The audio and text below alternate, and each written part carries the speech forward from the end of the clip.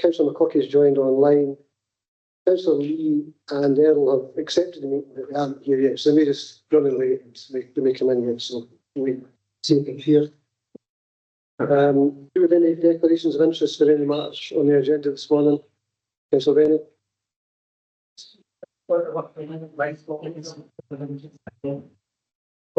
Could you use your mic? Yeah, I'm just saying with the two debtors papers, because I work for a debt charity, I'll be declaring an interest with these two.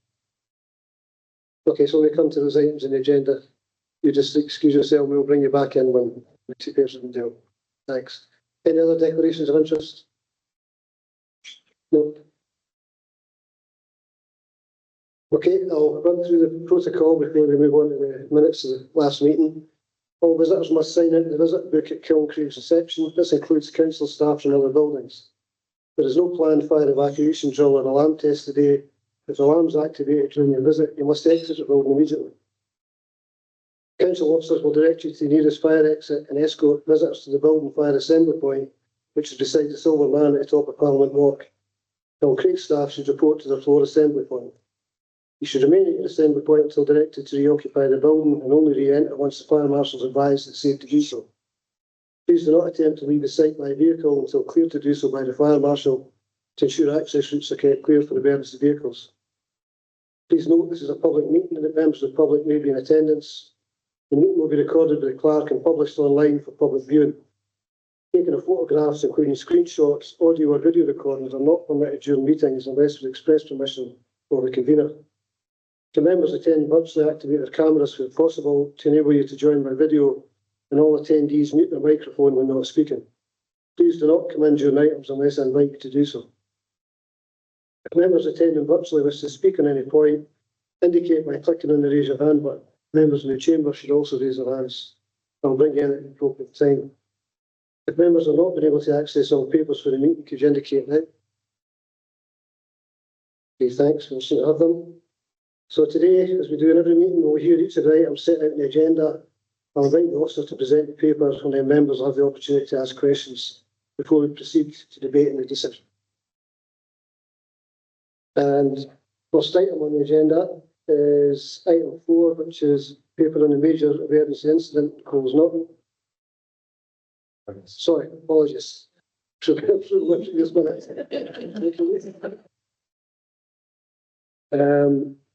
item 3 in the agenda. So as ever, I'll just read out the page number, and if there's an issue in any of those pages, indicate to me. So page 7, page 8, page 9, page 10, page 11, page 12.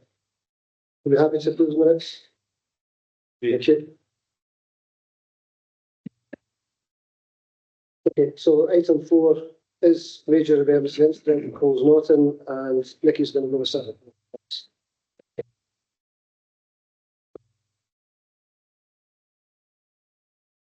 Thank you, Convener, and good morning, councillors. The purpose of this report is to update Council on the Coles Norton major incident which occurred on the 18th of May. The primary aim of the report is to summarise and provide assurance over how the Council is meeting its statutory duties in terms of the civil contingency legislation. It is clear that both the scale and nature of this incident are unique and unprecedented, including the fact that the incident remains in response mode 5.5 weeks since its inception. This is an extremely protracted timescale, with ongoing uncertainty over both the cause of the incident and the likely timescale and nature of any potential resolution. It is therefore understandably an incredibly distressing, stressful and uncertain time for residents from the affected homes. And council officers have a huge amount of empathy for what our residents are experiencing and are doing our very best to support those affected. As the incident remains in the response phase, decision-making is made on a multi-agency basis through the LRP, which comprises both Cat 1 and Category 2 partners. Additionally, the Council Incident Management Team has stood up, comprising a range of officers from across Council services. Beyond providing details of the statutory response and structures and processes in place, the report seeks to provide Council with further information on those key areas the Council is providing support to residents whilst ensuring we are meeting our statutory responsibilities. And these are primarily in the place or in the areas of emergency accommodation, welfare and support, and communication and engagement.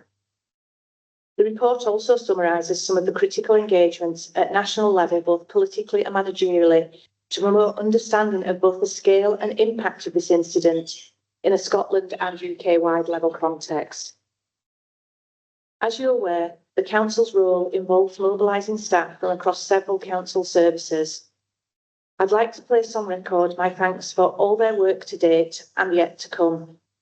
This is an extremely complex situation with very different needs requiring support across our affected residents. So I'd extend my gratitude to all our staff who've contributed so far and will do in the future. As you know, our responsibilities and work reflect a truly collaborative approach. So I'm happy to take any questions along with my colleagues who are leading on different aspects of this work. Thank you. Okay, thanks, Nicky. I don't think anybody needs to explain the extent of the size of the task that's been faced by everybody involved in this, and you can see that with the number of officers who are here waiting to answer questions, which I'm sure there will be a few. Councillor Person. Questions? Yeah, I thought that's what you indicated. Got quite a few questions here, but it'll be quite understandable. I know that a lot of this has been kind of discussed, I suppose, in residents' meetings, but I think it's important that we're able to kind of, bring out some information.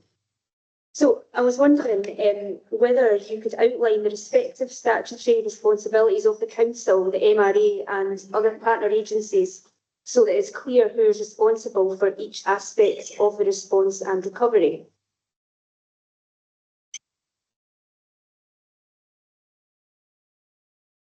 I'll probably try and break that down into a few different elements, if that's okay. So I'll start with the council's role, if that's okay. So under the Civil Contingencies Act and the Preparing Scotland guidance, which is referenced in the paper, what the law requires us to do as Category 1 responders is we are legally required to assess risks and maintain emergency plans, ensure arrangements to warn, inform and advise the public, cooperate and share information with partner agencies and maintain business continuity and service delivery. The Act doesn't prescribe detailed welfare services, but it does require councils to ensure that effective arrangements are in place to meet the needs of people during and after emergencies. So the council has a role in both the immediate response and recovery phases.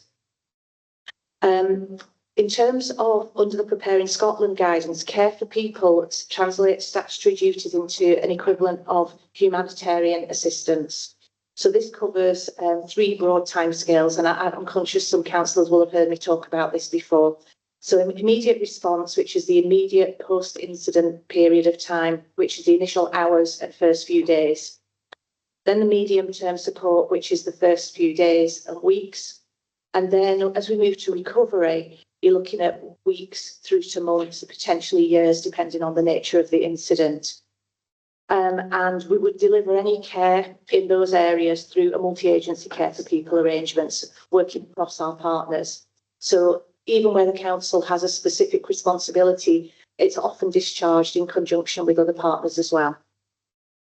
What we must provide in terms of immediate humanitarian support is access to emergency shelter and rest centres, which, as you know, we did in the immediate aftermath of the incident, set up Devonvale Hall and looked straight away at the accommodation needs on the very first evening for all affected residents.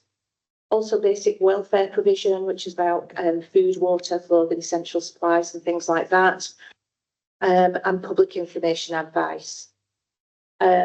Also, we look at protection and support of vulnerable people. So we put in place plans to make sure that we particularly prioritise those households that are less able to manage some of these processes and navigate these systems themselves.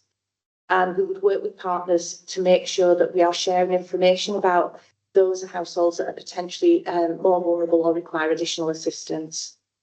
Beyond that, the range of the types of things we're doing all fall under the care and support activity.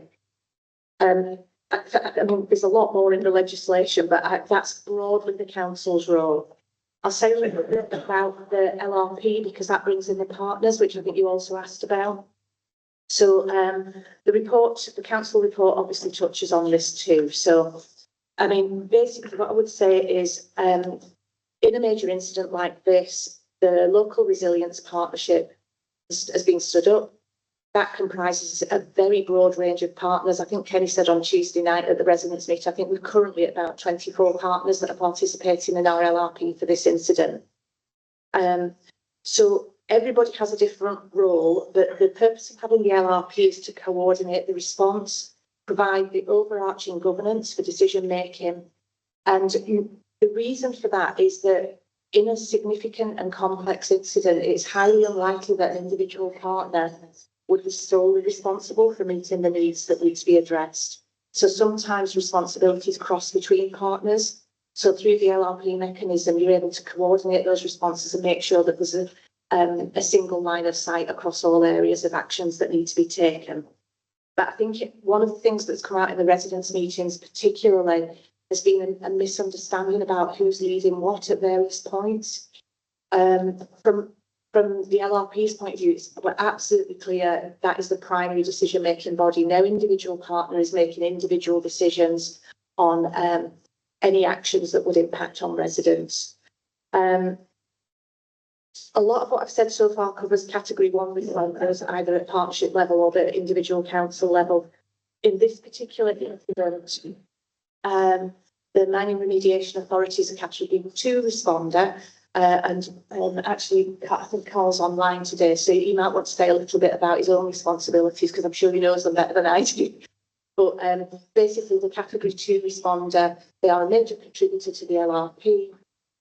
They share their information with partners to facilitate that broad partnership multi-agency response. That cover all the areas you wanted. Yeah. Is it the view then of officers that the council has made our statutory duties thus far in respect of the incidents? Yes, and I believe it's also the view of the LRP. It's been stated on multiple occasions. Thank you. You have answered some of the questions here, so I can miss them out.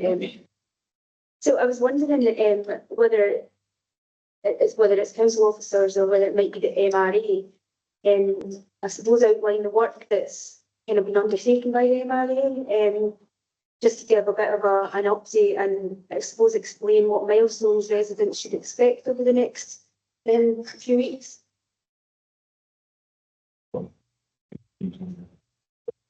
Carl, I wonder if you could come in on this in terms of the work that's actually being carried out by the MRA in terms of its investigations. I can, thank you, Lee. Can you hear me all right? Yes. Yeah. Good morning, everybody. I'm Carl Banton. I'm Chief Operations Director at the Mining Remediation Authority. Can I just add a point on what Nikki's just mentioned there around our responsibilities? So Nikki did mention that we're a category 2 responder in coalfield areas, and of course this is a major incident, so we are providing advice in that respect. Under the 1994 Coal Industry Act, we have a piece of legislation in there that talks around we should secure and have due regard to public safety in relation to our property, and in this case our property would relate to the underground coal mine workings which we own, and how that can have an impact on the surface. So that, from a statutory point of view, is there. We also have some duties under the Coal Mining Subsidence Act 1991, which says that there is an onus of proof in areas where there's dispute on coal mining subsidence, that the onus is on the Mining Remediation Authority to prove whether it is or isn't coal mine workings. And also we're a statutory consultee in coalfield areas as well. So they're the kind of high level legislative things that we cover. I suppose as regards our works on site,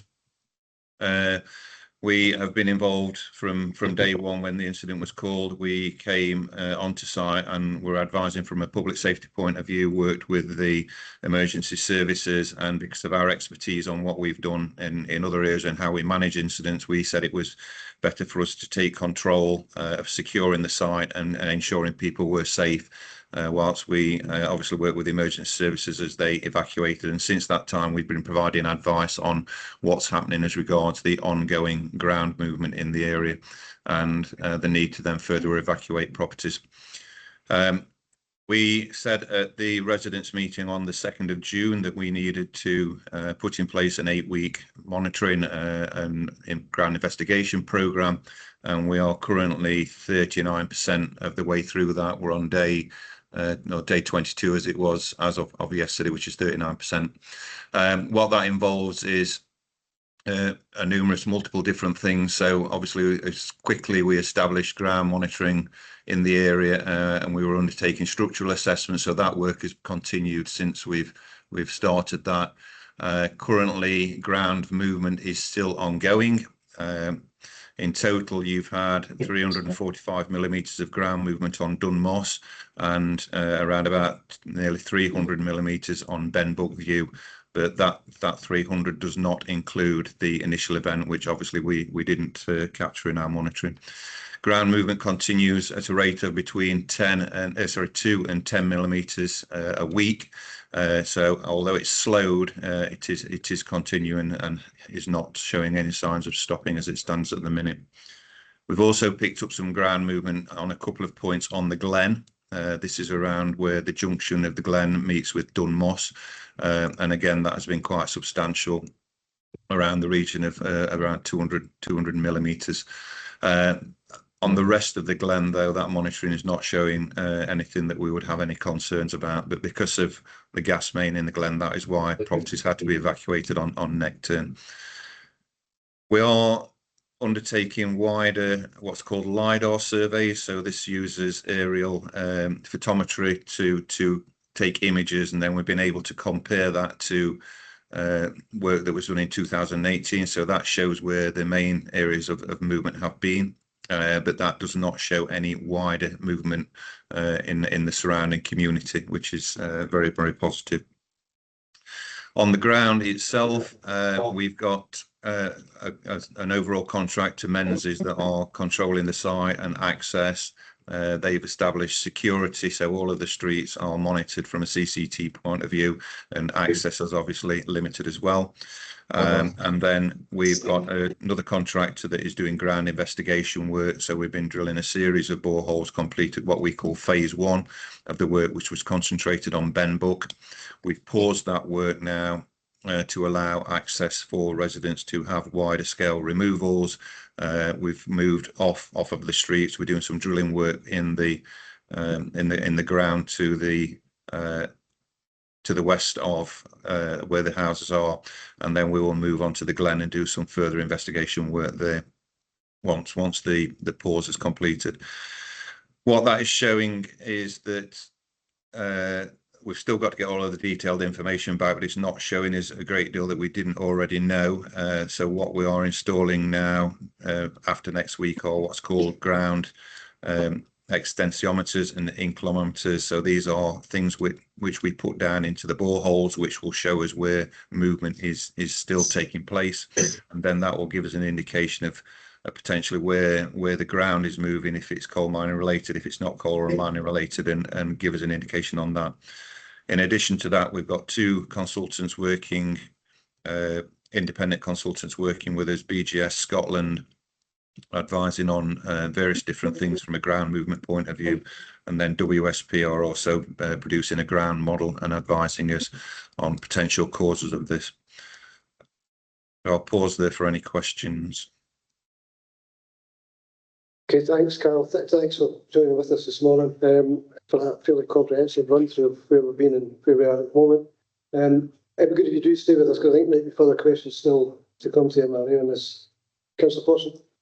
Yeah, I'm probably going to move on to the support now for residents, and I'm just wondering if we can clarify how many residents and households have received direct support from the council and partner agencies since the incident began. Thanks for your question, Councillor Forson. So we have 97 households affected by the emergency, and all 97 have been contacted by the council.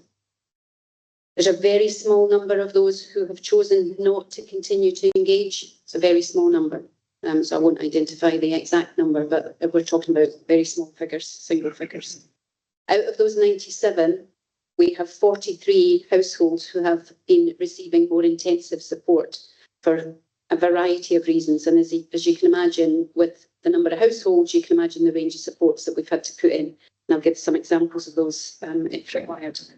But 43 are currently open to Strive at the moment and are receiving a variety of support. Some of that is direct short-term interventions, 16 of those 43. 15 are on weekly or regular check-ins. We've got 12 who are have intensive support for a period of time, and 5 who have moved on to regular supports and check-ins. We've also got oversight of a couple within the Strive team who aren't engaging, but we want to keep calling in on to make sure that they're okay. I can give further examples, Councillor Forson, of the types of supports if that's required. When we move on to next, just could you give a wee bit of an idea to everybody, just what sort of supports people are receiving? So we've supported a number of families with additional childcare, and that might have been to provide some respite when parents were navigating the challenges, the practicalities of moving, and to just make sure that we could provide some stability for more vulnerable children. So we've enhanced the offer that they perhaps had in our ELCs or our schools. We've provided transport to make sure that they can access from wherever their accommodation is. And that's also been to support parents to sustain their employment, because we're aware that the additional challenges are also putting stress on people in terms of the changes of accommodation. We've also supported a number of families with transport costs, whether that's travel vouchers, mileage costs, additional school travel, increased travel to work, and costs to access the rest centre and advice services. And that's very much a bespoke, it's on individual circumstances, and we've been assessing need as we go. So it's not a universal offer to everybody. Everybody's got different circumstances, and depending on those circumstances, we've been responding. In addition, a significant number have been, we've been signposting them to community supports, and that might be for second-hand furniture, for Airbnbs or different accommodation, bereavement support, counselling, Strathclyde support, Scottish autism, access to just a communal space, office space for people who are used to working from home. We have provided food parcels and other necessities, including hot plates and things for people in hotels, and that's through the gate. They've organised quite a lot of our type of support for us. We've signposted people to SAFA for veteran support and to citizens advice. So a full range. I could go on, but that gives you an indication of the types of supports that have been put in place. Thanks, Lorraine. There's clearly a lot of work going on there. And I was wondering whether you get confirmation just on the communication channels that have been used to engage with residents and how frequently residents are receiving updates. That's great. Thank you, Councillor Fortin, for the question. So since the incident commenced, we set up our dedicated website. We put into place the gov.notify text scheme. So we've had 66 individual messages have gone out through that. The comms cell was set up through the LRP, which includes the council, MRA and other partners when required. We've done face-to-face engagement. You'll be aware that we had the Devonvale Hall set up for a while, as well as Close Norton Primary School at the weekends. We now got a dedicated support line in place and a dedicated email. We provided hard copy packs that were tailored to individual streets at the start. We've had welfare support and more dedicated time and support with specific and additional needs through Strive. We've had 3 residents' meetings that have been taking place so far, with others to come. The MRA have been issuing out a weekly comms update. We are going to take a similar approach and start to do a weekly comms from the council. And our approach has always been residents first before the wider public. I'm just wondering if you could maybe tell us what feedback we've received from residents about the quality and timeliness of communications and what has been done to address any issues that have been identified. I'll take that one if that's okay. So we've had a variety of feedback from a lot of different sources. So I think particularly through the 3 residents' meetings and the face-to-face contacts, I think what we all know that communication is something that you have to work very hard at. And I think this is a particularly complex incident. We've got 4 streets, 97 households, very different needs and individual circumstances across the families that are living in those streets.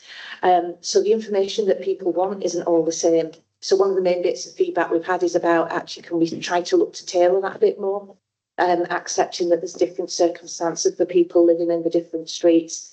There are also different tenures across the street. So we've got a mixture of homeowners, housing association tenants, and a small number of council tenants. So the information we're trying to tailor a bit more to different interested parties. There's been, particularly through the residents' meetings, we've had a lot of feedback about communications. Some people have actually said it's been good for them. A lot of other people have said it's not met their needs. So a very mixed picture in terms of the feedback we've had. We've been very much adopting the strategy of kind of listen, learn and adapt. So we've been adapting as we go, trying to address and tailor the styles of the communication as we've been going along. So I think probably one of the things that has come up most recently has been when you're working in a partnership scenario and you're trying to get a single coordinated message, sometimes there's a bit of a time delay. And sometime in the intervening period, we've observed that there's been the odd inconsistency between partners. And I think that's something that we're trying to look at now. We're currently having a look at some of the processes where there are particularly strong partnerships. So a really good example of that actually would be around the access to the site removals and storage facilities, where it was a combination of ourselves and MRA working together. We need to make sure the messages are really joined up. We thought we got it right when we launched it, but we've had feedback that suggests it's not worked for everybody. So we're trying to tighten up on all of that at the moment.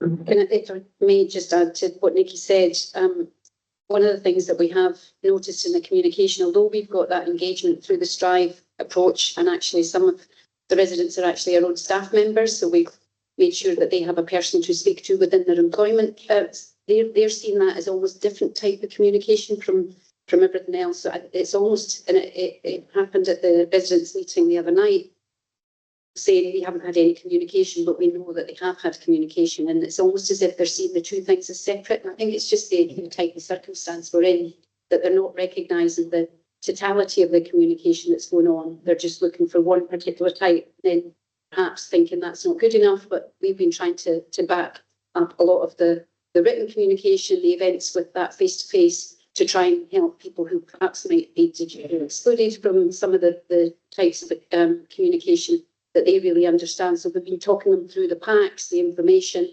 So although that's communication, sometimes it's just not being recognised as communication.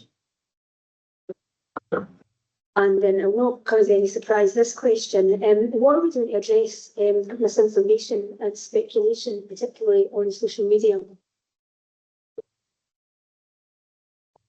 Thank you, Councillor Forson. So as Chris said before, the strategy we've adopted is one of residents first and trying to make sure there's a single, clear, consistent version of events that is presented for residents. With this incident, there has been a significant volume of media inquiries which have involved TV, radio, newspaper engagements and so on. As you know, as an individual council, we've got quite limited capacity, but across partners, even that has been stretched. Well, we've been taking the lead on the communication cell. So what we've been doing is we have been using, we're monitoring the social media so we can see the sorts of messaging that's coming through, and we've been trying to adapt our own messaging and media releases to address it. But I think possibly you're driving more at proactive management. So one of the things that we've identified is, obviously that's a particular specialist skill set. I reached out last week to Scottish Government to ask for some additional assistance in that area. I actually just followed it up yesterday again as well. So I'm hopeful that we'll get some additional support in there, because I think that misinformation is really unhelpful for residents. There was quite a bit early on as well about who should be doing what and things like that. And it caused a lot of distress and confusion for residents, I think. And actually it meant we were spending a lot of time managing that misunderstanding rather than actually being able to provide the support. So it's a really important thing for us to address, hence having approached Scottish Government for that additional assistance. Again, apologies because there are lots of questions here, but I think they need to be asked. I'm going to move on to the funding aspect now.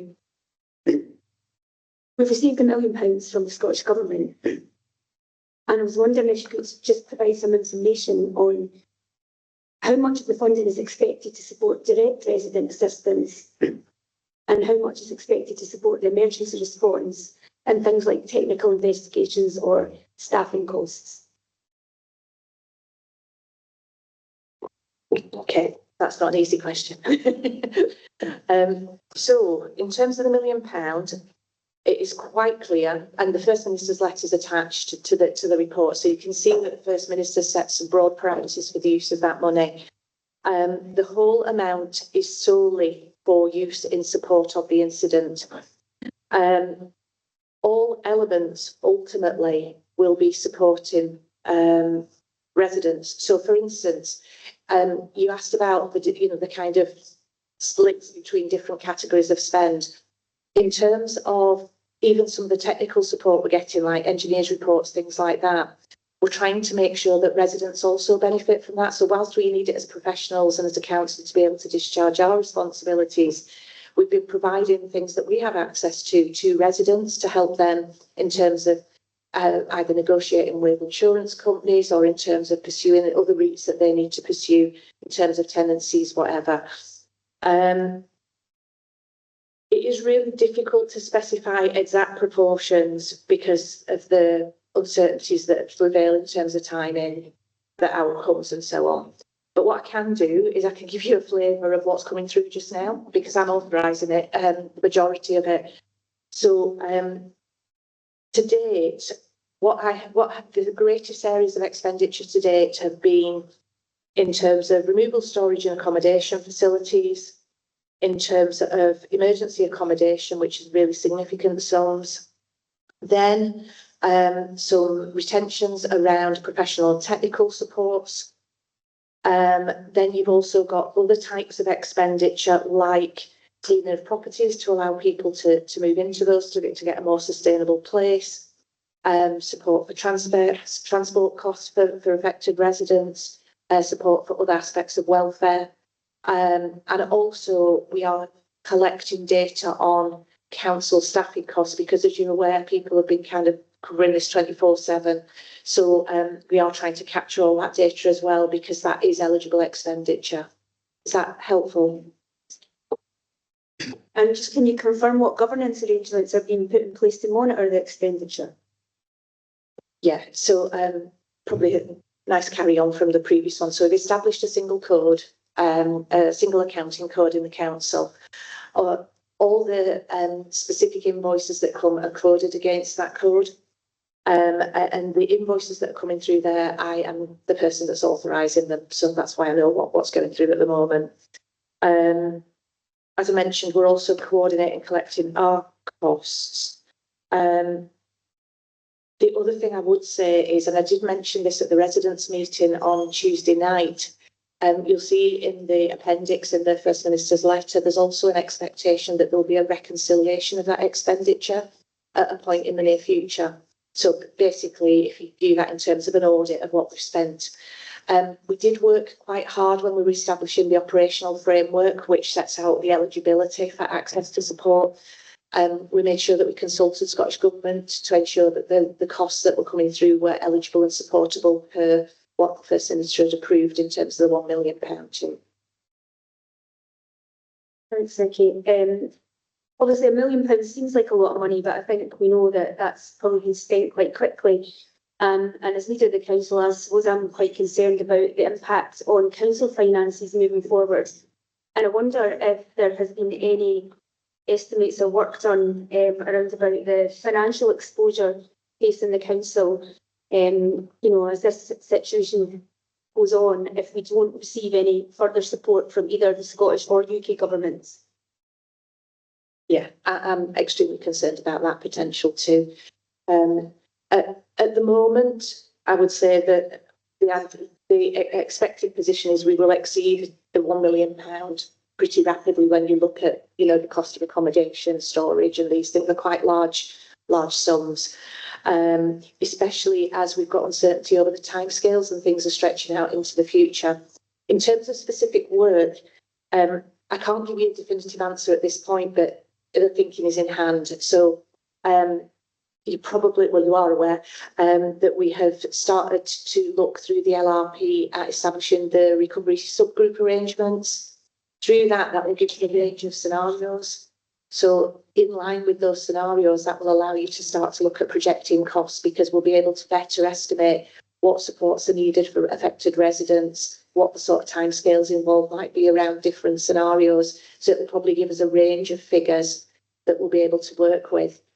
The other thing I would say is that I have a weekly meeting with senior civil servants, and the idea behind that is that they are able to keep ministers and CABSEC and FM in the Scottish Government appraised of the developments and progress with the incident and what it's looking like from a financial point of view, as well as in terms of, you know, potential resolution. So just to follow up on that, I am conscious of the council's position in this, and how will council be kept updated on, you know, the potential risks around about the finances? So, as you know, we at the moment we're still in response, so everything still has to be approved through the LRP. We're providing you the equivalent of the LRP briefing in terms of council updates, but in terms of impact on financial cost, we will be bringing that forward. As we know, we'll have to be clear that residents need to know things first in terms of the scenario planning and so on. That would be the intent. But as those two things are running in parallel, the scenario planning and the projection of potential costs, the timescales will be broadly in line, I would think. Thanks. We're more than halfway there now. So I was wondering if officers could provide assurances that all affected homeowners have been encouraged to contact their insurers and have been offered appropriate supports and understanding the processes that they might have to follow there.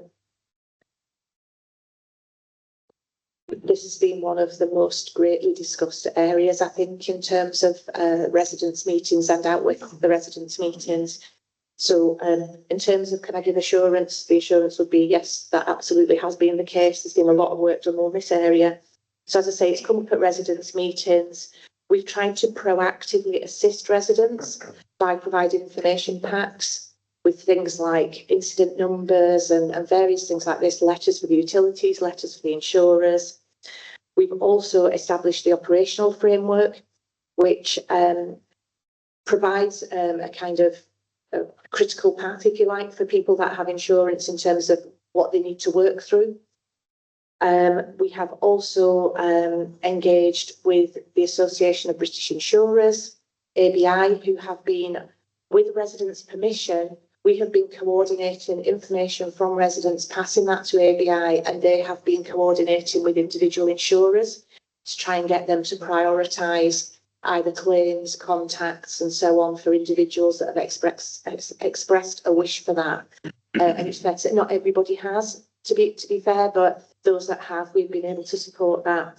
There was also individual advice provided through Citizens Advice Bureau, so there were one-to-one sessions held in the Devondale Hall when we were in there. And we've also been offering direct, you know, those of you that have been at the residents' meetings, even when incident issues have been raised on the evening, we've followed through, taken people's contact details and provided direct individual support for people. What's quite interesting, sorry, a wee aside, but at the last residents' meeting, it transpires that one of the residents works in insurance, and he was advising some of his neighbours and friends on his view of the sector and how it works, which was probably helpful, I would imagine, as a resident-to-resident conversation. And I was wondering what arrangements have been put in place to ensure that residents can access independent advice and advocacy where they might need some support and understanding their rights and their options? So as Nikki mentioned, and I mentioned before, CAB, Citizens Advice Bureau, have provided dedicated support when we were in Devondale Hall and have continued that support So that's independent of the council, and some of the things that they've been supporting people with are benefits, employment, insurance, as Nikki has said, health services, housing, legal and utilities. So the CAB has been the main, but in addition to that, we the ABI have obviously been supporting. Our own home energy team have helped up to 48 families in terms of engaging with utilities. So although that's not independent, they've taken on that role. The Red Cross were available for staff, for residents in the hall for the last week. I think it was just a week and a bit. They were there. So we've managed to signpost and both into, we've got some residents who are in contact with third sector as well. So they're providing independent advice. So quite a range of different types of supports for them independently. Thanks. And just moving on to the last bit of questioning, I was wondering if you can confirm how many of the affected properties are owned by Kingdom Housing Association? 40, because I know that came up at the residents' meeting on Tuesday. Yeah, this is probably where I'm picking this up from, really. So what role is Kingdom Housing Association currently playing in the response? Thank you, Rita, for the question. Kingdom Housing have been working alongside council officers since the 27th of May when the mosque was included in the streets that were being precautionary evacuated. They've worked alongside us to maintain a kind of joint approach so that there's a coordinated and a consistent message in delivery. They've supported the work in terms of finding accommodation, in terms of direct support to tenants, particularly those Kingdom tenants. They've organised things like catteries, etc., for pets of homeowners or of tenants in that space. They've also been joining us in terms of our technical subgroup as part of the LRP. They're also a member on the recovery subgroup in terms of how we plan to take things forward.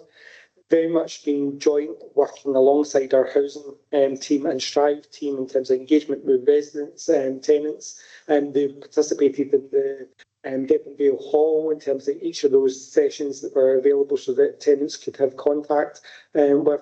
They've been involved in sharing information from their technical team who have been in, like loss adjusters, etc., and supporting us in terms of that broader understanding in terms of where things are developing. And we have almost daily interaction with their staff around about how we coordinate the interaction with tenants and affected residents.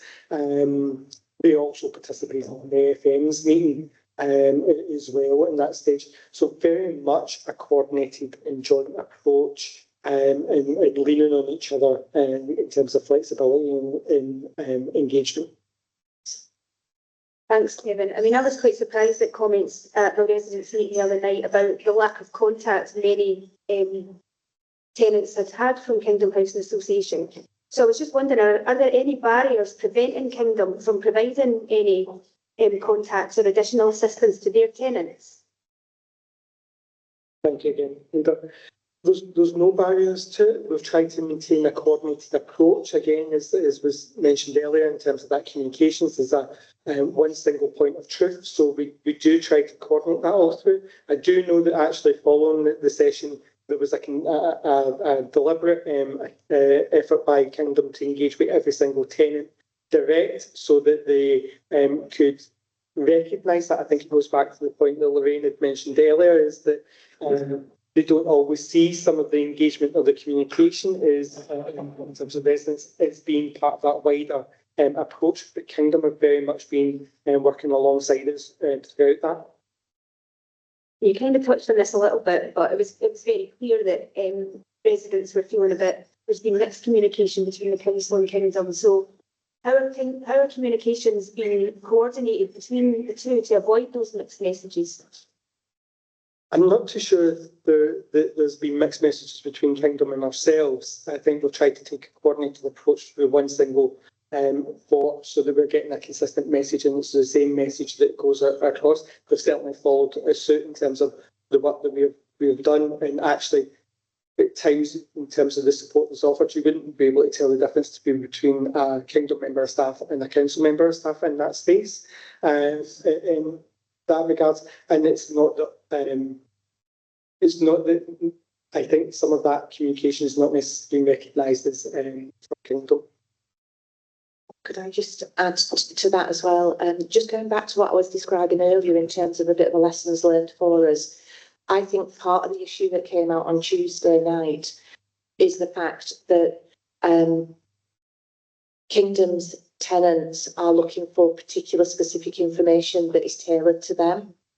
And we've seen that across, it's not just the Kingdom tenants. We've had that dynamic is evident that different people in different situations want to see more bespoke information. That is hard to generate, something that's going to meet everybody's needs, but we're trying really hard to look at that again. I do think that was part of the issue on Tuesday night. And I suspect that people aren't seeing things that are specifically addressed to them and their situation and what they're wanting supported. I think that's what I was hearing. That's me. Thank you. Councillor Taggart. Thanks, convener. I'm interested in the support around the housing side of things and the housing team. I'd just like to know how many hours have housing staff dedicated to this issue? And how has that impacted on the day-to-day services within housing? Because they can't be in two places at once, and I know that a number of the officers are working alongside the rest of the team. Thanks. Thank you very much for that question, Councillor Taggart. Unfortunately, I'm not able to give you a particular figure. There has been considerable effort and contribution from housing staff in terms of their response, alongside officers from across the council and partners. I think it is fair to say that we have relied on our staff in terms of housing, in terms of coordinating the accommodation, emergency accommodation, alongside Kingdom's housing team as well in that space. We have incurred quite a significant amount of overtime in that space as well, because a lot of the work has been throughout the day and in the evenings and weekends. And we've tried to bolster the teams and also create a rotation to allow the best and welfare of our own staff in that space, in that sense, while trying to balance some of the business as usual. It is fair to say that some of the impact has landed in terms of normal service delivery. Some of it has been taking maybe slightly longer than what it would have otherwise normally done. I've not seen any critical impact in terms of our housing delivery, if that's maybe one of the fears that you have. But it is actually an additional workload at this moment in time, and we are monitoring that. Could I just add to that as well for you, Councillor McTaggart? So just an observation. Obviously, I'm seeing what everybody's doing, and I mean, I mentioned before the response has been 24 hours a day, 7 days a week, and we're both in housing and in terms of the welfare supports. The staff involved in that have been switching between different duties, the same staff, different duties at different points in the day. So what Kevin was describing and needing to look at the rotas, excuse me, a bit dry, was about trying to give people at least a little bit of respite, because they've been working constantly. So in a typical day, yes, the hours that we've been available directly to residents, then there's been out of hours contacts, but actually a lot of the work to resolve the issues for residents has taken place out of hours. So I am seeing emails at all times of day and night from all of my team, and we are, speaking to each other at all strange hours of the day at the moment, just trying to make sure that we can keep things moving, because actually if somebody has got an urgent need, you need to resolve it. You can't leave somebody hanging till the next day. So that is the patterns that people are having to follow in terms of working. As I've said before, I'm extremely grateful to the teams, because they've done it with, a lot of goodwill and a really positive spirit. And it's a very difficult thing to do. The residents are having a really difficult time. They're doing the best to support, but sometimes it can be quite difficult to resolve some of these sorts of things for people. They're having to deal with people's emotional strain as well as give the professional advice. So I think I really wanted to say something because I really wouldn't underestimate how much the team have been trying to do across the range of services. No.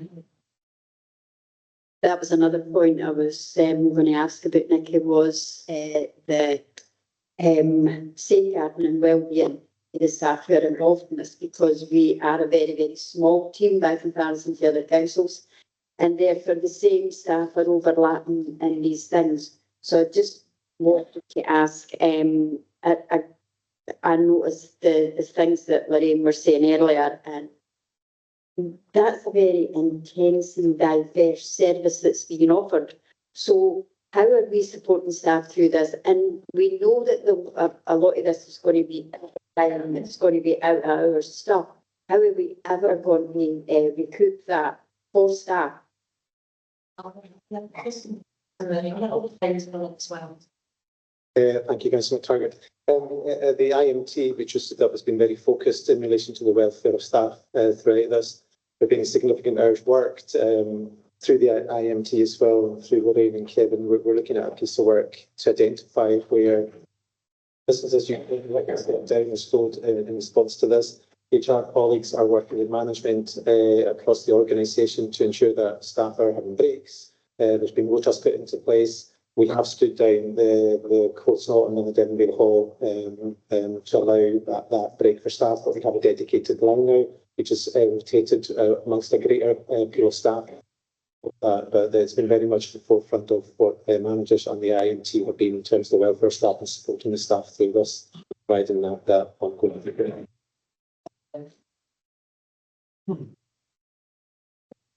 If I can just add to what Chris has said, Councillor McTaggart, it does require quite a unique, perhaps not, but a skill set that is really specific to deal with this type of emergency. And I think we've had to, we have relied on a number of the same staff to be able to manage that. We've put in layers of leadership into that to make sure that people are supported.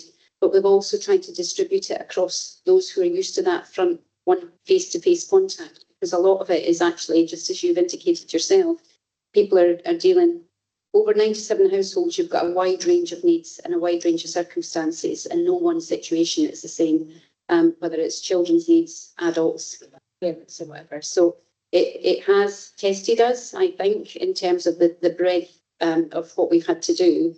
I think it's not, as we go into the holidays, and we need to give people leave, and we need to try and reinforce some of those. We're still providing a lot of one-to-one contact, despite having the contact line. We're offering one-to-one support, so people can come in. That's not been removed, and if people need contact, we're still doing that. So it's not as if we've taken that away altogether. We've just tried to manage it in a way that it was more effective, and it was standing the test of time. So we are looking to some of our partners as well to see, third sector in particular, if we can step up some of the supports from them too. But it's very much a changing situation. No 1 week has been the same. So we can't plan for what we need staffing wise for the next week, because it's evolving all the time. Sorry, can I ask another question, but can I ask the panel at the MRA? Sorry, thanks, Fiona. Can I ask a question? Yeah, of course. Yeah. Thank you. That was still with us. Are we any closer to having a definite conclusion to this, and how long could potentially this incident go on for, in your opinion? So as regards identifying a cause, we've given commitment that we will make that decision within the 8-week period. So as I mentioned earlier, we're in week 3 of that now. We will make a decision on whether what the cause is during that 8-week period, and we'll communicate that as soon as we can. I suppose I will reiterate the fact that movement is ongoing, and I said this at the residents' meeting the other night, that at this stage we're not fully understanding what's causing that movement. There are, I think, multiple different factors at play within the slow In our opinion, if movement was to cease, we would, in previous instances of this nature, we would have 6 months worth of monitoring to ensure that things had, stopped, and then the repairs could then take place after that. I think the difficulty here is, and this is what the recovery group have got to consider, that there are multiple different scenarios that could be in play here, and I think without looking at those scenarios and what the impact is across all of the properties, it is difficult to answer that question. But as I said earlier, definitely on the 8-week period would determine the cause, and then that would also determine liability as well. Thanks, Carol. Looking at the 8-week period that you've indicated, should that go beyond that 8-week period and there is still no resolve, what is the process then? Sorry, can I just clarify in what respect you're asking that question? If you are still uncertain after an 8-week period, how would that then move forward? I think we would be able to determine a cause within that 8-week period, and I've given that assurance. So, if coal mining is related, then it becomes a mining remediation authorities will take the lead on that. But obviously, we would still need to work very closely with the council in the partnership and the LRP because of the unique nature and scale of this incident. Thanks, Convener. Okay, thank you. I've got Councillor Harrison and to be followed by Councillor Rennie. I've also got Councillor McCluckie and Coyne, like both indicated. I'll get to you two after Councillor Harrison. Thanks, Convener. We've heard a lot about a partnership in the area and a wee bit around about the additional funding from government. What is the level of political engagement at the moment, and is that still ongoing, and where are we in that process?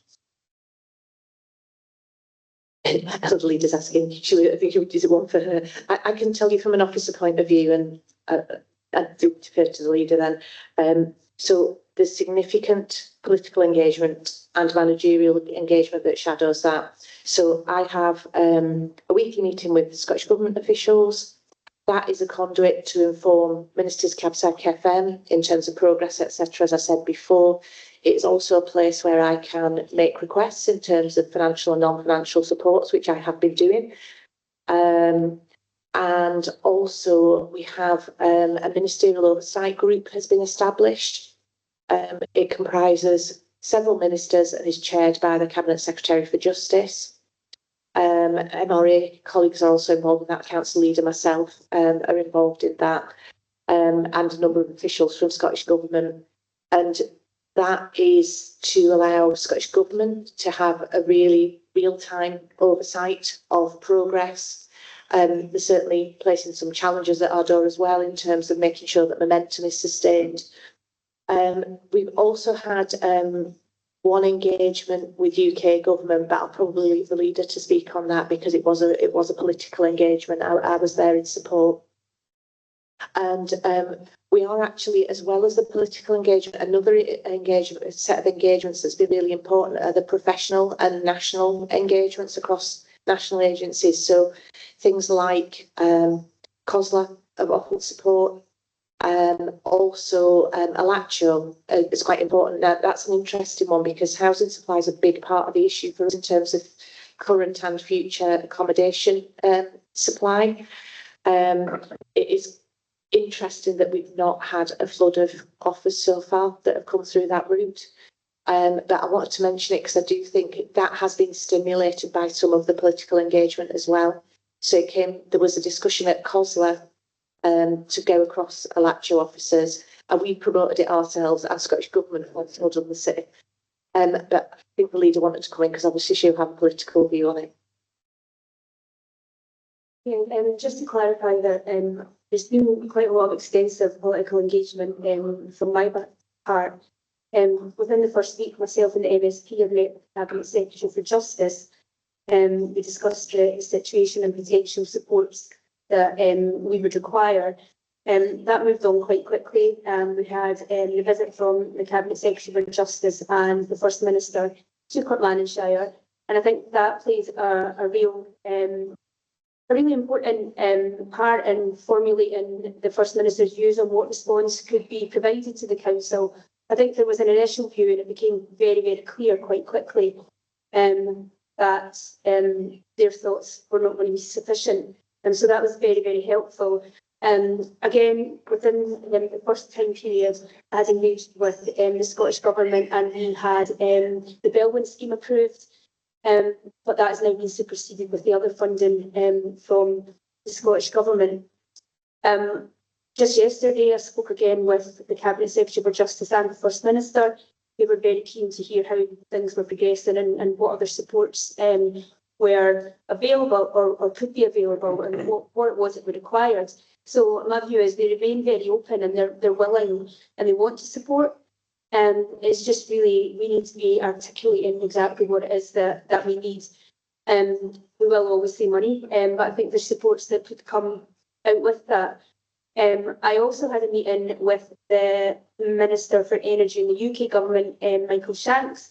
That was, I suppose, a couple of weeks in. We had a discussion about the situation. There was updates from the MRE in that meeting. I did press in that meeting for additional financial support. It was acknowledged that this is a very set of circumstances.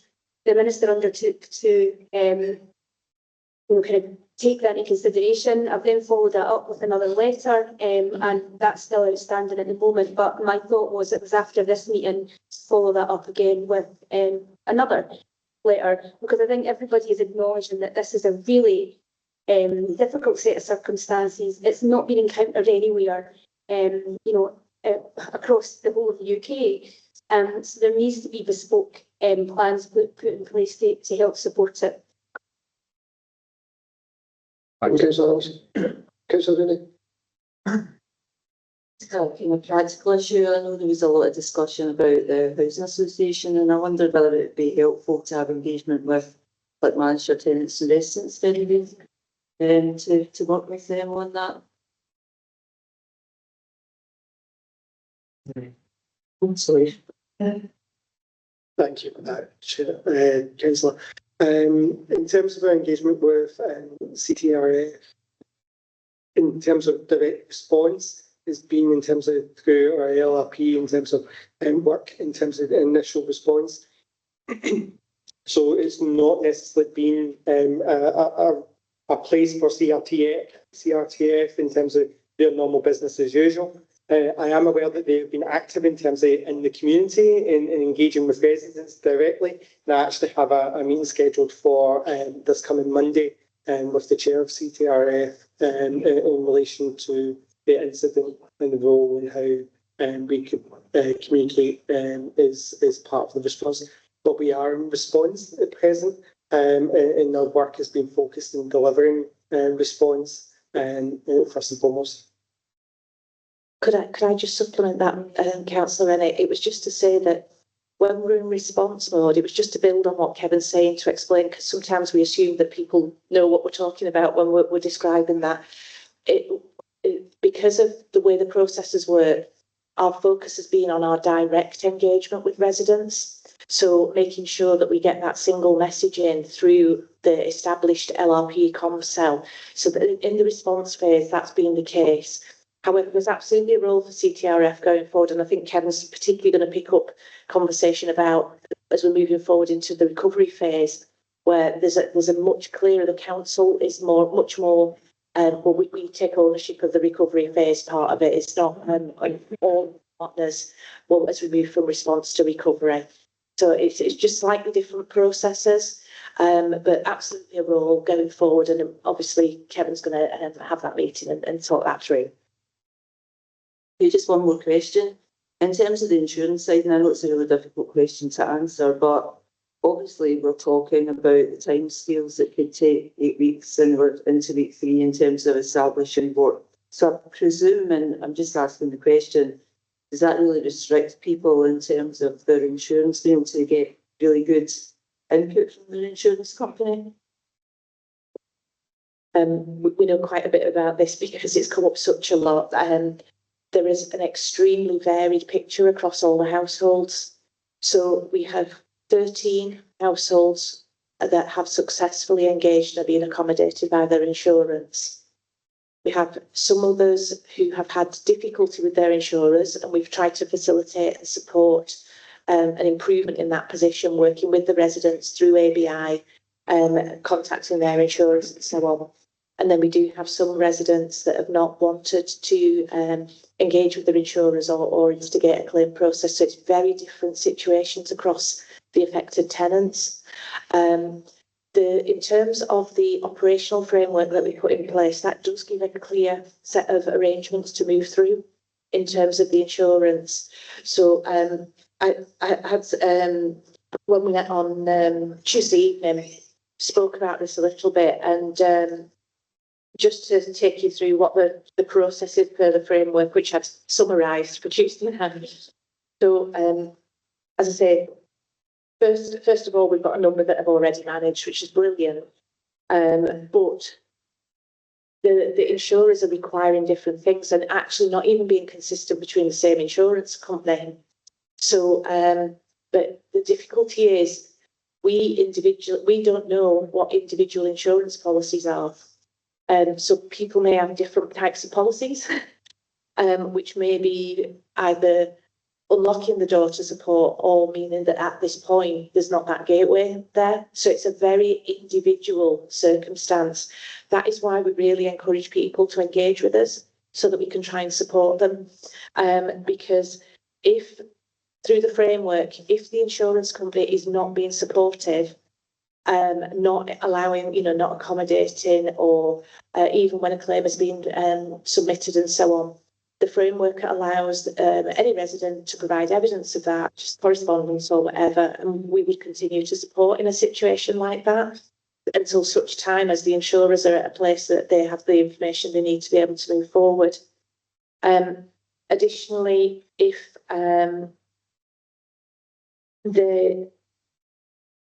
the household choice has been not to pursue things with their insurer, we have to move into a different space with that, which is it was a council's business as usual duties around the Housing Act. So the framework does actually set out, depending on the situation, there are different routes. But first and foremost, we would be encouraging residents who have insurance to pursue things through their insurance, and we will try and support that. As I say, we've done additional things like try to provide incident numbers. We've provided information in the information pack for residents to give to insurers. On Tuesday there, we would just ask, could we do an updated letter on the position for residents so that they could put things to their insurer again? Because even, I think the lady that spoke on that issue on Tuesday, even though she was already accommodated by her insurer, they were seeking more information from her as time was going by. It's a really complex area, and I guess if insurance was in place early on, it would reduce costs to council because the insurance would pick that up. But also, I mean, in my work, obviously, I know that for many families and households, insurance is seen as a luxury product now, and it's not seen as a product for a lot of families who can't afford it. So I imagine there will be some families who are not insured.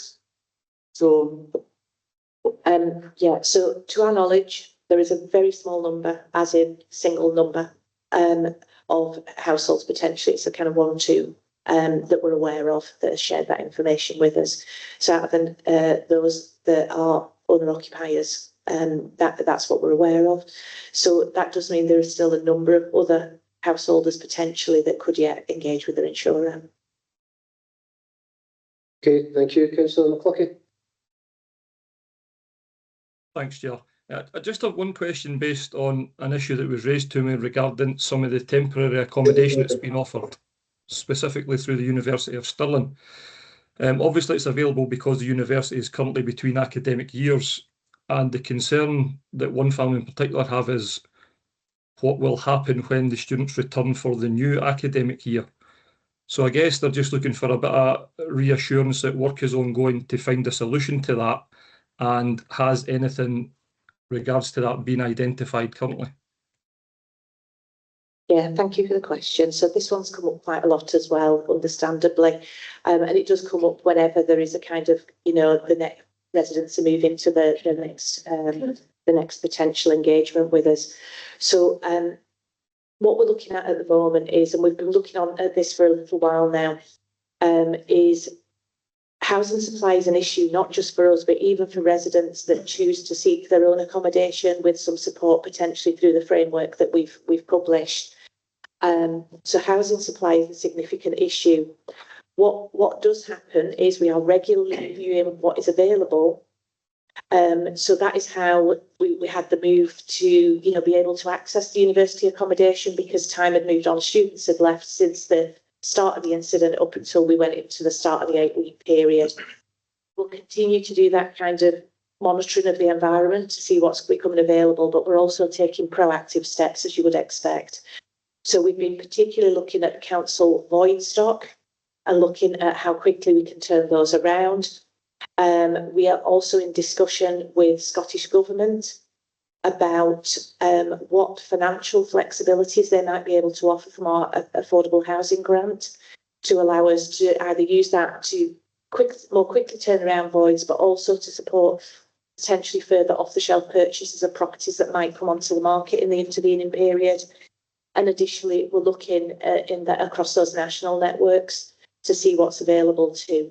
And we did have a little bit of feedback on that, because my instinct was that people wouldn't want necessarily to be accommodated outside of the area. But one lady spoke on Tuesday and said, actually, I wouldn't mind. Although I don't know how sustainable that is when, for people with families who are making the points about access to school, children and friends, and all these things that are completely understandable. So there is proactive work as well as the work that you're aware of, but the what is available does shift. Don't know if Kevin wants to add anything further. No. Apparently I've covered it. Yep, that's fine. Thanks, Nicky. Cheers. Okay, thank you, Councillor Coyne. Thanks, Convener. A couple of fiscal questions, really. Are we able to code the marginal payroll costs, including employers' NI, for this exercise? Right. Yes, we're able to, through the iTread HR payroll system, use the newly created cost center code to identify those costs. Having identified them, can we claim them? So we are in constant dialogue to make sure that the expenditure is eligible, because we want to, we consulted on the framework, but we keep going back with other questions to clarify with Scottish Government officials. So that might be another one that we can take back.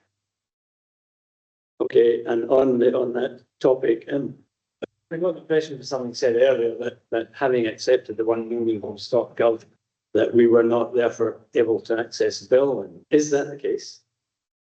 Yes, it is, but for good reason. So the way the Bellwyn scheme works is it deals only with the immediate phase response to any emergency. So it's time limited. So whilst the provisions of Bellwyn in terms of the types of eligible expenditure are helpful in terms of understanding the types of things that people would need to access after a significant incident, there's a 2-month time limit, which clearly we're rapidly approaching now. And by the end of MRA's 8-week testing period, we would have gone beyond. So I had proactively reached out to Scottish Government officials and had asked for either a waiving of the parameters of Bellwyn, some of the criteria that needed to be met, or an alternate mechanism. And the offer of 1 million was the alternate offer in the initial phase of this response. From that, am I correct to assume, that Bellwyn in Scotland is administered by the Scottish Government? Thank you. Okay, if there are no further questions, thanks very much to all the officers involved in that. Significance and approach to this issue was always going to be one that's going to take a while to get through, and the breadth and depth of the questions was always going to stray beyond simply the content of the paper, but that's absolutely right, given what we're talking about. Councillor.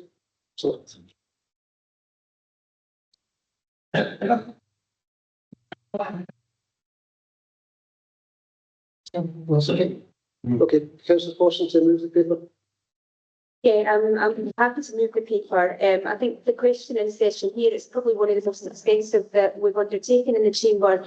And that's probably because this has become one of the most significant emergencies our community has faced in recent memories. Before discussing the reports, the response structures and funding, I do want us to just remember what this incident means for the people at its heart. For the people and the residents of Closnotton, this just has not been an item on the agenda. It's been the shock of hearing and seeing cracks appear on walls that were once safe. It's been the fear of watching roads, gardens and homes showing signs of movement.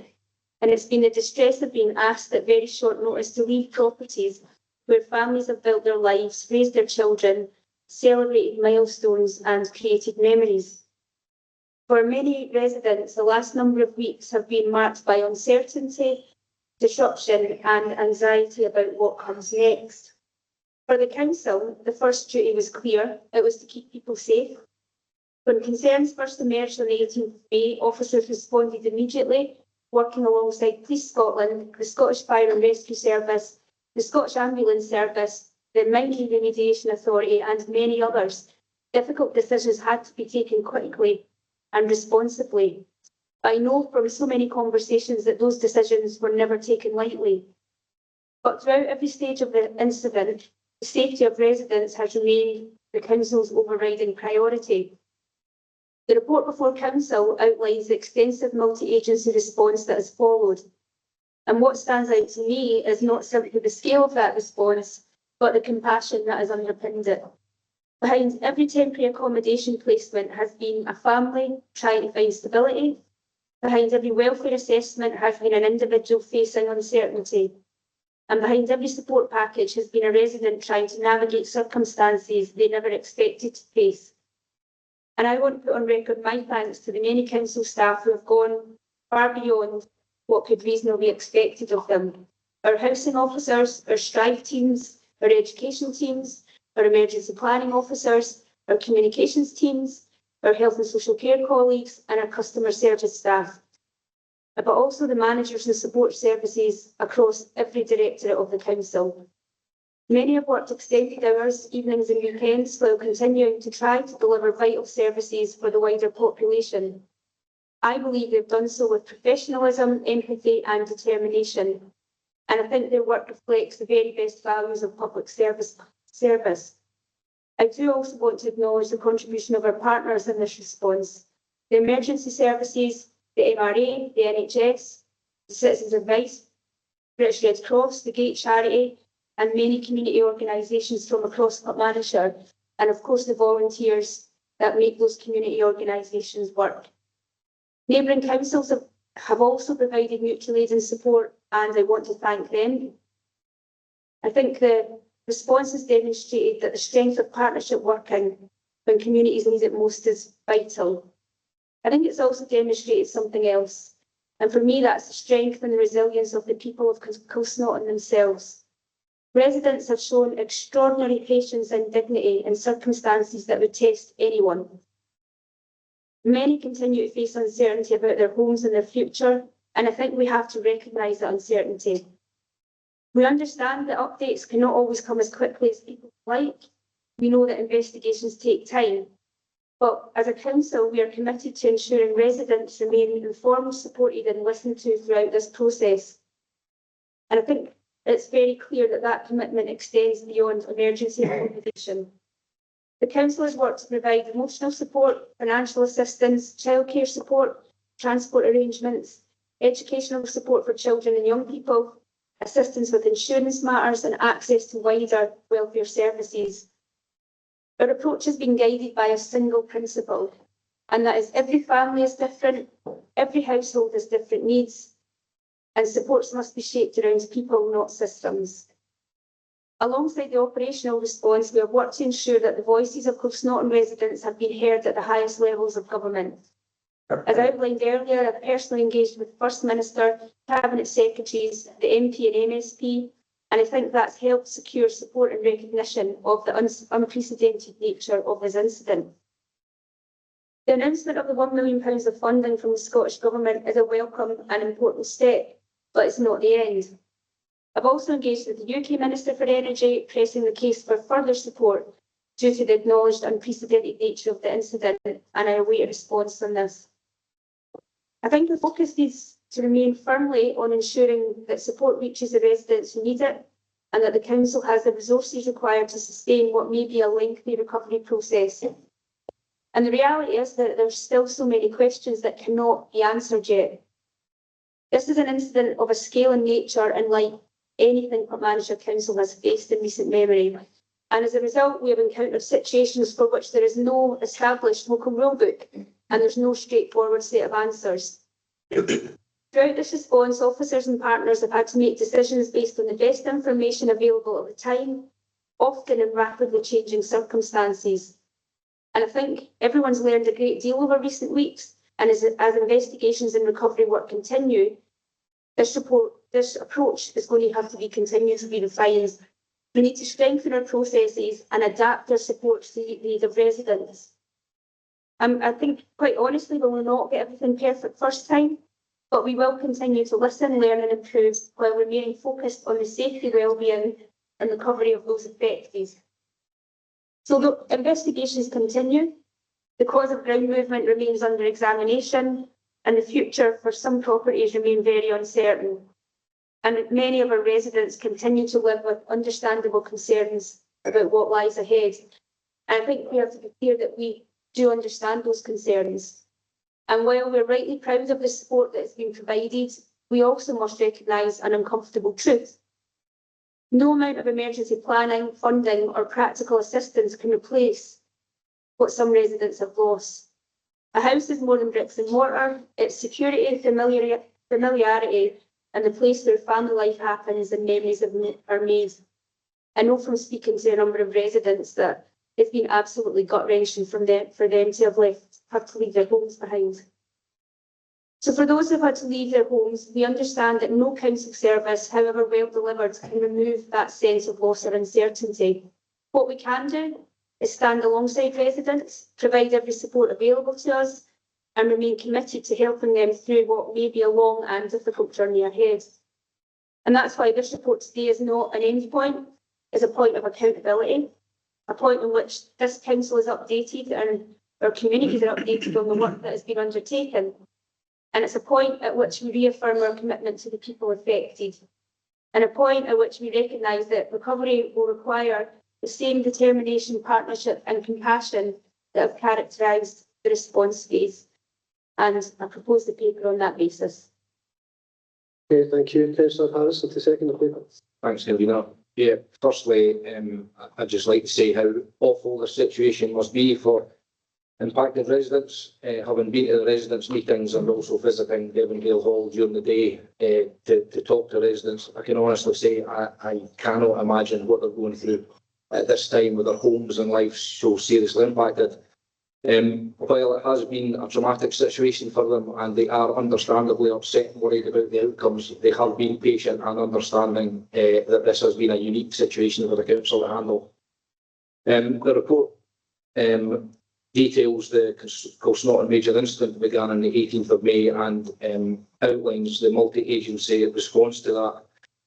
Emergency services and the council officers responded rapidly to the events in Benbuck View, and everything done was with a view to residents' safety.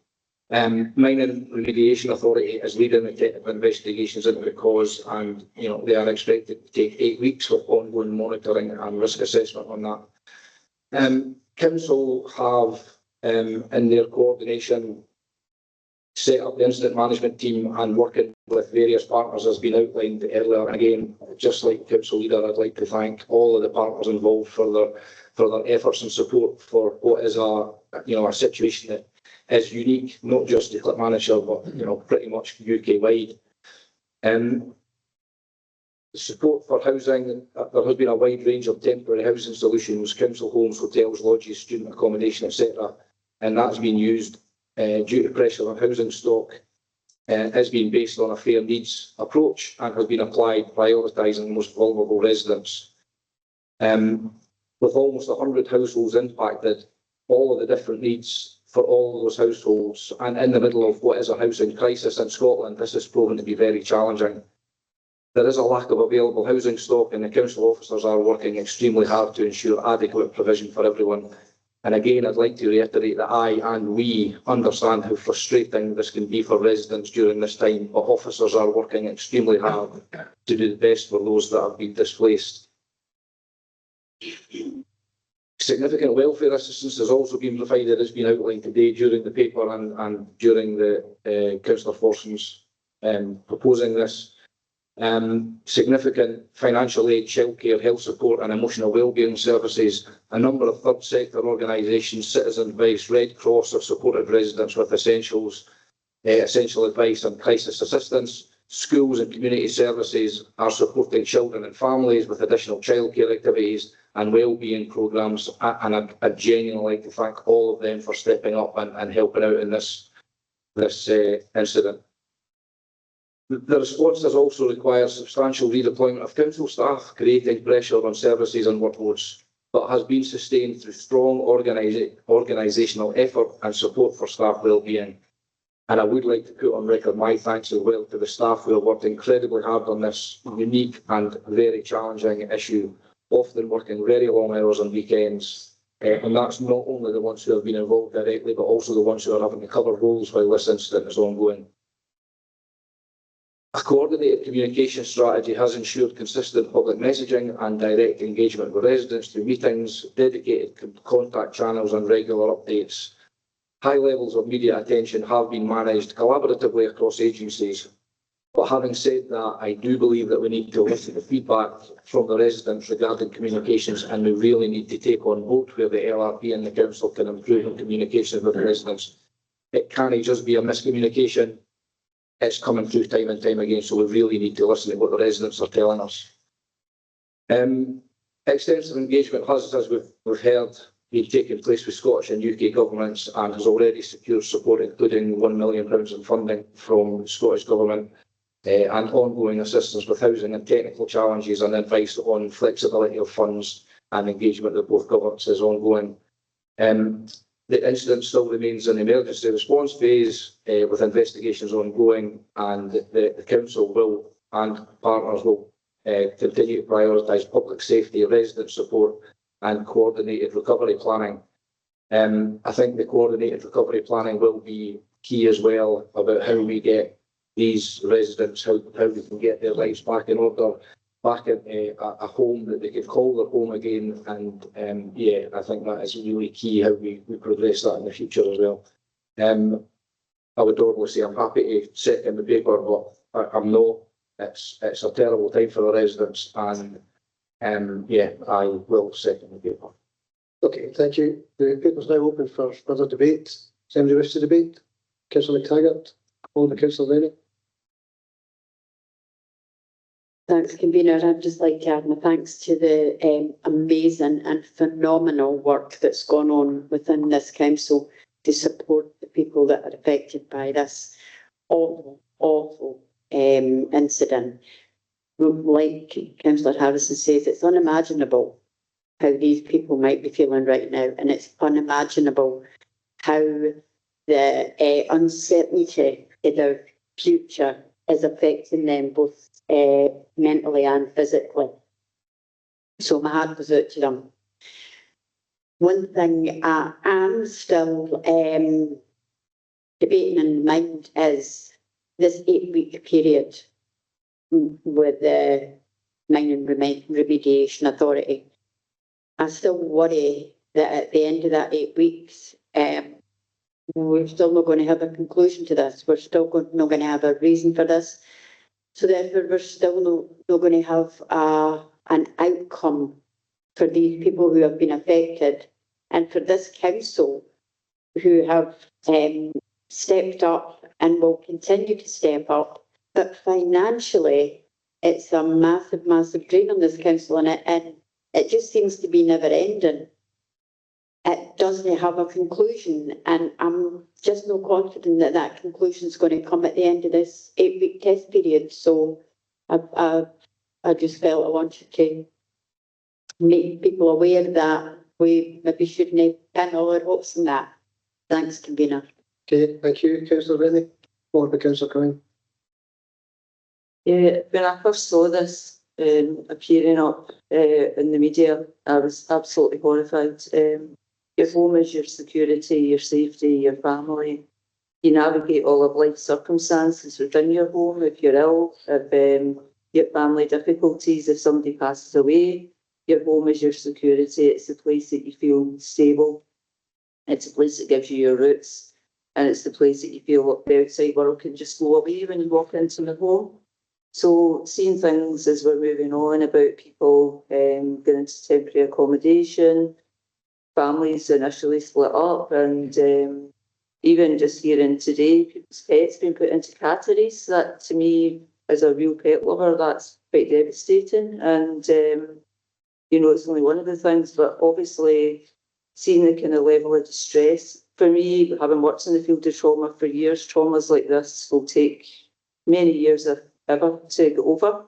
And I'm really delighted to see the support that's been put in place for wellbeing, because that's absolutely essential to ensure longer term recovery from this incident. I just cannot imagine what people are going through, and I've been really encouraged to see, I'll come on to the council response, but the community response in terms of people on Facebook saying, has anybody got, furniture for this person? Has anybody got supplies that somebody can get? It's the informal stuff that's going on a lot of the time, where people are trying to really dig together and help each other in the communities, and that's what makes me really proud of our community, that they really stick together to make things work. As well as that, seen firsthand as a councillor, obviously, the level of work that's going on by council officers, who are often letting us know things late at night, which means they're working late at night. And they've been doing that right from the beginning, week after week after week. And obviously that's so that we can give the right kind of level of information out. I think that you've seen the kind of response being second to none by everybody. And hearing today, even the level of complexity and what Nicky's read out in terms of what has had to be done for a council who's never had this experience before is really quite impressive. So I think we need to kind of focus on that. But for lessons learned going forward, we did discuss this at audit and scrutiny and said this will be added to the risk register moving forward as potentially something that we can, I don't think you can ever plan for an instance such as this, but just to ensure that we do think about planning for instance such as this going forward. So that's just a kind of practical element. But I'd just like to add my thanks to everybody involved in the kind of response to this. And obviously just my deep distress for what's still happening to people within those who have come out of those homes and what this must feel like for them. We have full compassion for you. We're watching this on a daily basis, and we're, huge hope that you get back to your home soon. So thank you. Okay, thank you, councillor Coyne. Thanks, Commissioner.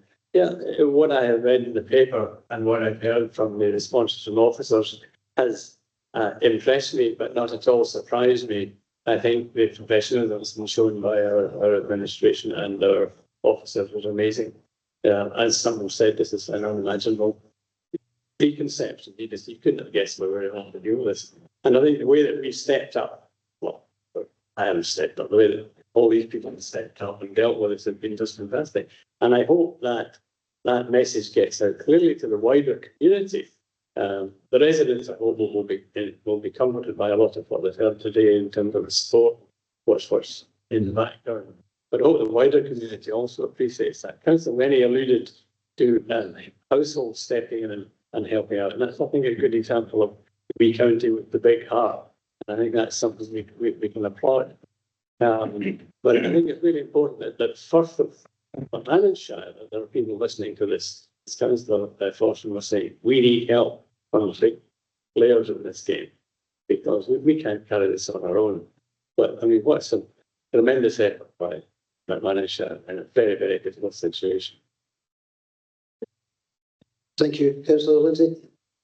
Yeah, I think a lot's been said, but just to add a couple of comments and just to build on that, I think any local authority would struggle in this situation, and obviously we know our constraints in council, but I don't even think it's related to that. I think it's the scale of the issue that's that we're faced. And for me, there's three things that just quickly want to chip in from the point of view, showing compassion to those that I know really well, actually, that have been affected personally by the situation that we're facing at the minute. And it's that resilience, the resilience shown by the people who've been affected by this, their houses, their personal belongings, their life thrown upside down by this situation. So the resilience, I think, shown by them is just incredible. I don't know how I would cope with it myself, but I think it's amazing the way that they have dealt with this. And we do understand the frustrations.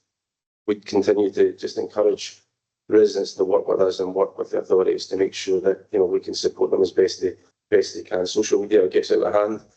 I think we all need to step back from that sometimes, but hopefully we can continue to work in a dialogue that works for everybody.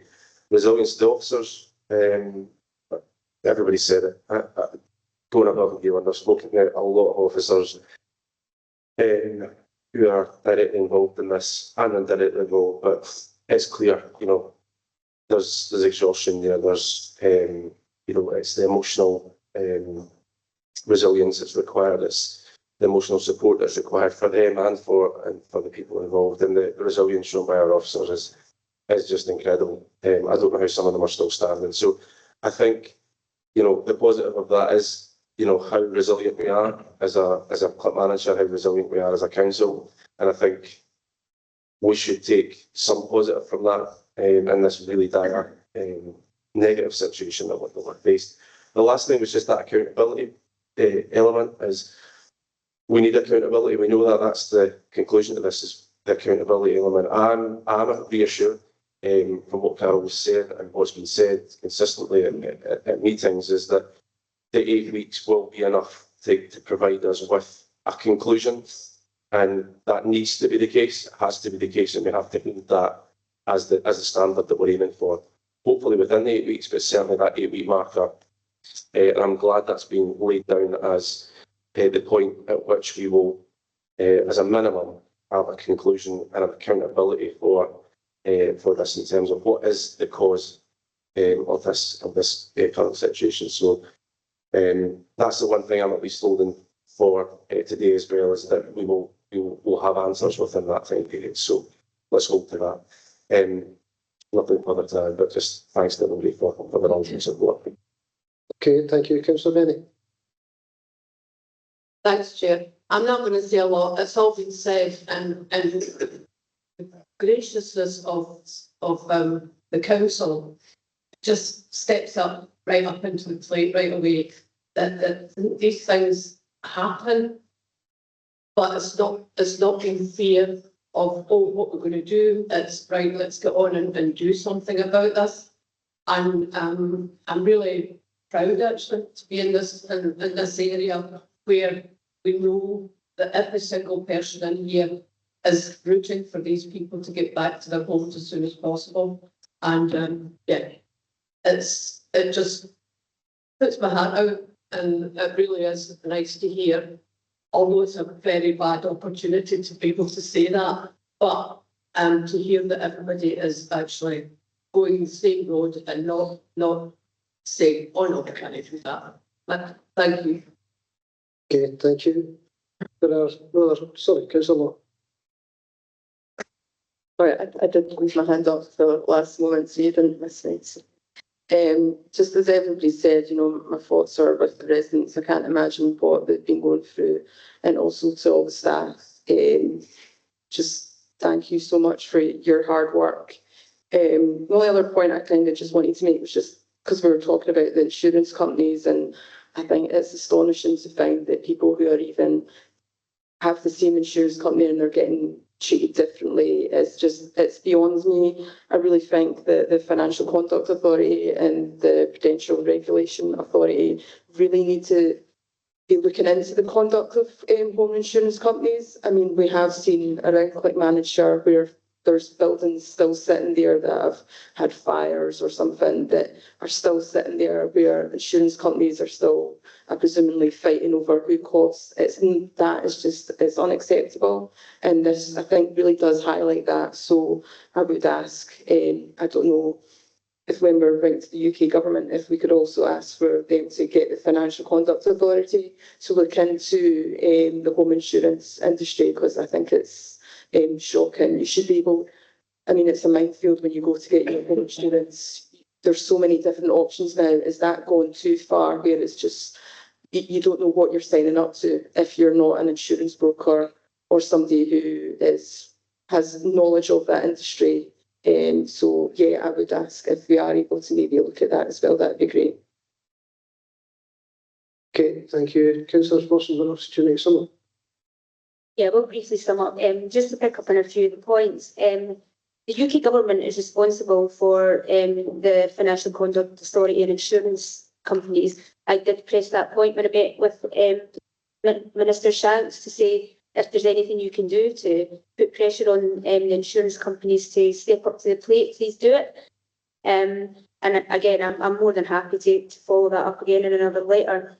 When it comes to the 8 weeks timescale, my understanding is that will be the end of it. There will be a reason found or a reason not found, and that then allows the next steps to take in, because my understanding again is that the MRA have to prove that it's not mining related. So if at the end of the week, 8 weeks, they haven't done that, it's certainly my view that it would then become their responsibility. Again, I have made that clear in my discussions with the UK government. I've actually made my view clear that 8 weeks is far too long. But I do understand that it takes time for testing to bed in and for these things to work their way through. I would like to have seen it brought to an earlier conclusion, because it's just unacceptable that people are left in limbo for so long. But we are working within a system that we're working within. And certainly as leader of this council, I'll continue to press that in every way that I can. And just bringing it back to people, we can't forget that it is people and it's people's lives. And I was really struck because I was speaking with one resident who lost his wife at the end of last year, and he'd built a little garden where he went, and that's where he kind of talked to her and kind of had kind of I suppose remembered her. And I was speaking to him on Wednesday night, and he's just, I miss my garden, because that's, I suppose, where he remembers his wife, and he kind of carries out those kind of things that you might do if you've had a relationship with someone for 40 odd years and they're no longer with you. And that just really brought it home to me that every situation is very, very different. And, we're asking people to put up with a lot, and we need to just bear that in mind in our dealings with them and show that compassion and continue to show that compassion that I know that everybody has done. And just to say that we will support residents where and when we can, to ensure the best possible outcomes for them. Thanks. Okay, thank you. So before we go and do the final bit, Carl, I just want to thank you very much for your attendance here this morning and for the contribution you made earlier part of this, and for sticking with us to the decision part on paper. So thanks for your attendance this morning. It seems inconceivable, actually. All we've got left to do is simply to note, given the significance of the issue that we're talking about, that the paper itself is simply to give us a chronology of what's happened and an up-to-date picture of what's going on and the service support that's in place at the moment. So we've been asked to note the paper. Are we happy to note? Okay, thank you. I know it's slightly early, colleagues, but this room is very warm and a lot of flues have been taken on board, so I'm going to call for a comfort break slightly earlier. We can come back for 1:30.